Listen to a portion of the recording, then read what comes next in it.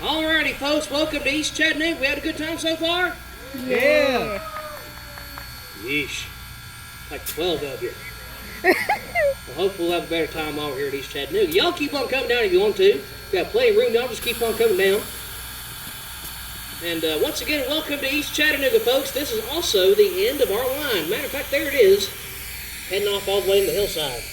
Anybody want to help me finish doing the rest of this railroad? About 97 or so miles. Anybody? No. Sir, congratulations. You'll be the supervisor for that project. That means you get paid too much to do nothing. Woo! Well, I'm just kidding, folks. In actuality, we're going to use this here piece of equipment called a turntable. Has anybody ever seen a turntable before? Yeah. I know you have. You see one all the time. All right. Well, has anybody ever seen a turntable back at a disco party in 1978? Yeah, different turntable, same process. Let me introduce you to my turntable built back in 1916 by the American Bridge and Iron Company of Amherst, Pennsylvania. It's 80 feet long, and it weighs 80 tons. Now, with me on the turntable right here, right now, comes in at a whopping 81 tons. You can thank that chicken biscuit after breakfast. It's pretty good. Now, 80 tons is also 160,000 pounds. Does anybody here happen to know what 160,000 pounds might be called? I heard 80 tons, okay. The actual answer is heavy. Locomotive 630 right there comes in at 185 tons by itself. Fully loaded with coal and water. That is 370,000 pounds. When that engine comes on this turntable, in total we are spinning 265 tons, or 530,000 pounds. When this turntable was built new in 1916, this was a hand-powered turntable. Wow. That's right. It was called an Armstrong turntable. It only took 4 people to come out here, turn this thing around, 2 on either end. Here's the bad news. Brady and I, we had a pretty big breakfast this morning, and according to my time watch, let's see, my timepiece, it's our nap time. And I've also got 58 passengers on this train who would prefer not to walk back 3 miles. Folks, if you're picking up what I'm putting down, I need 4 volunteers. All right, look how excited everybody is. Well, all right, before anybody else gets too excited, let me tell you about the rules of this process.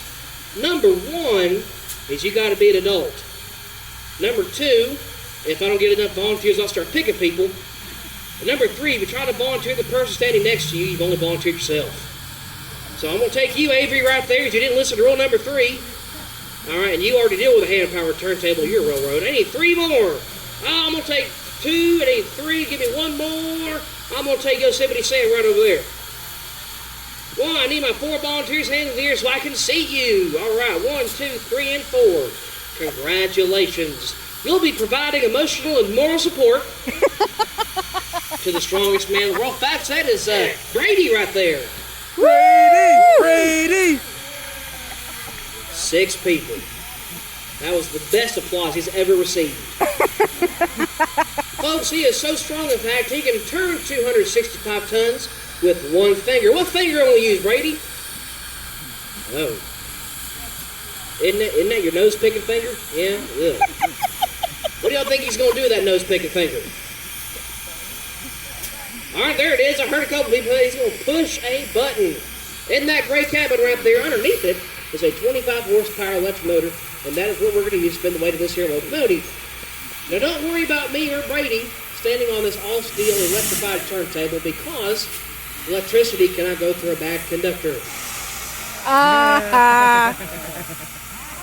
Folks, I'm here until 6 o'clock. Well, we're going to bring the locomotive on the turntable. Let me explain the trick of how this whole thing works and how they would have turned it by hand. You see, this turntable sits on a giant 6-foot diameter ball bearing. Right then, all that weight just shifted to one side of that bearing. Engineer Andrew's going to watch very closely on the end that I'm at over here. The rails on the turntable are going to drop down about 2 or 3 inches. That'll tell him whether or not he is balanced, and then we will begin to spin our locomotive. Speaking of which, let me introduce you folks to the Southern Railway number 630, built all the way back in February 1904 by the American Locomotive Company of Richmond, Virginia. as one of the almost 300 Class KS1 280 consolidation steam locomotives built and delivered to the Southern Railway. Of those, nearly 300, only 2 survive today. They are locomotive 630 here and sister engine number 722, which is owned by our friends of the Great Smoky Mountains Railroad over in Bryce City, North Carolina. There they are. Now, the whole reason why those 2 locomotives even survive today is because in 1952, the Southern Railway sold locomotive 630 and 722 to the East Tennessee, Western North Carolina Road up in Johnson City, Tennessee. They used it there for several years of their freight service until the year 1968. The Southern Railway decided, hey, we want our 2 locomotives back. So what they did was they made a trade to that railroad for 2 diesels, and they got 2 steam engines back. They actually were able to use them on our mainline public relations steam program, pulling passenger trains across the Southern Railway system. In 1978, the Southern Railway began to lease this locomotive to us here at the Tennessee Valley Railroad Museum, and we used it here until the year 1989.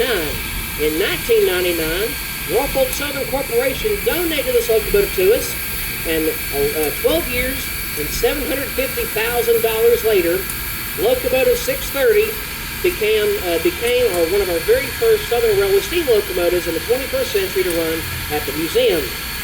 And I'll talk to you more about that whole process and what's going to come after when we get over to the shop. Now, the way this locomotive operates is our engineer Andrew's up there, along with our fireman Ricky. She's going to be shoveling about 8 tons of coal in the firebox today. It's going to boil the water in the boiler to about 190 pounds per square inch, and all that steam is sent down to the cylinders and is what makes the locomotive move. Ready to give me a half-inch toward the road. There you go. Folks, that's our 1916 turntable and our 1904 steam locomotive number 630. How about that? Woo!